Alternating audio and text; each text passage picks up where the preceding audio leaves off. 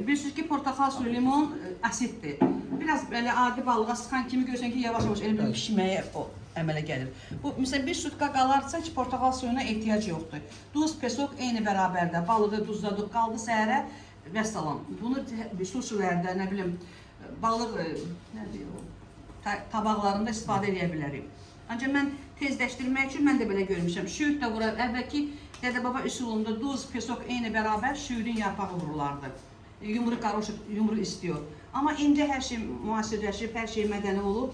İndi portakal suyu bəzi yerlərdə araqda vurulur ki, araq, bakardi vurulur ki, daha tez, balıq daha tez əmələ gəlsin. Məsələn, bir sutka gözləməyə lazım olmasın, 1-2 saat oca hazırdır.